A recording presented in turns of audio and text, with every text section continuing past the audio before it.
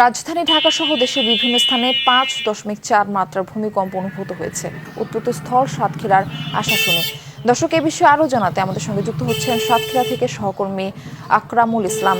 আকরাম, সাতক্ষীরা জেলার কি পরিস্থিতি দেখছেন? কোনো ক্ষয়ক্ষতি সেখানে হয়েছে কিনা, বিস্তারিত জানতে যাচ্ছে এই বিষয়ে।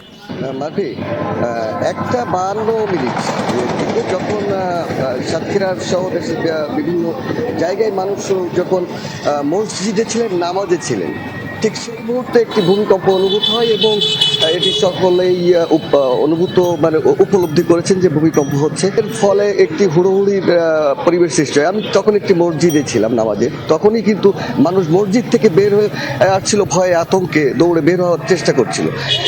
এবং এমন হুড়োহুড়ি পরিস্থিতির মধ্যে সাতক্ষীরায় কিন্তু এখনো পর্যন্ত কোথাও কোনো ক্ষয়ক্ষতি হয়েছে এমন খবর কিন্তু আমরা পাইনি। তবে সাধারণ মানুষদের মাঝে কিন্তু ছড়িয়ে পড়েছে এবং এই যে ভূমিকম্প যখন হয় তখন সাতক্ষীরার যারা মুসল্লিরা অধিকাংশ মানুষ এবং রমজান মাস তারা কিন্তু মসজিদে ছিলেন। আমি একজন কাছে জানতে চাই, আপনি তখন যে ভূমিকম্প হয়েছে তখন আপনি কি করছিলেন বা এটা কিভাবে বুঝলেন?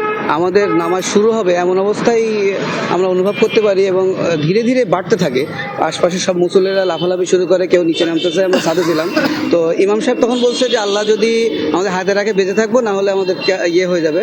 তো আমরা ওই হিসাবেই শান্ত ছিলাম, কিন্তু নামাজ থেকে বের হয়ে দেখলাম আমাদের এলাকার বড় বড় বিল্ডিং যারা ছিল আশপাশে প্রচুর চিল্লামিল্লি, যেটা অতীতে হয়নি, অতীতে এতটা অনুভব করিনি। মানে এবার যে পরিমাণটা ভয় পেয়েছে মানুষ, আতঙ্কে আছে, অলরেডি এখনো আতঙ্কে আছে, কোথাও ক্ষয়ক্ষতি হয়েছে কিনা এই ভয়তেও আছে মানুষ।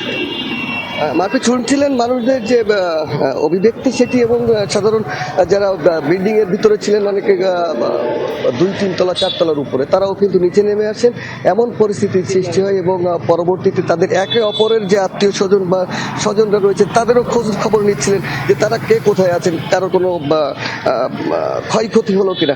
এই সকল পরিস্থিতির মধ্যে দিয়েই কিন্তু কেটেছে কিছুটা সময়। তবে এখন পর্যন্ত সাতক্ষীরা জেলার কোথাও কোনো ক্ষয়ক্ষতি হয়েছে এমন খবর আমরা পাইনি। তবে আমরা খবর রাখছি, কোথাও কোনো ক্ষয়ক্ষতির যদি খবর পাই তাৎক্ষণিক সেটি আমাদের দর্শকদের জানানোর জন্য। এবং সাতক্ষীরা আবহাওয়া অধিদপ্তর থেকে আমাদেরকে যেটি বলেছে সেটি তারা এখনো বিস্তারিত কিছু তথ্য এখনো পাননি। তারাও যদি কোনো তথ্য পান সেটিও আমাদেরকে জানাবেন।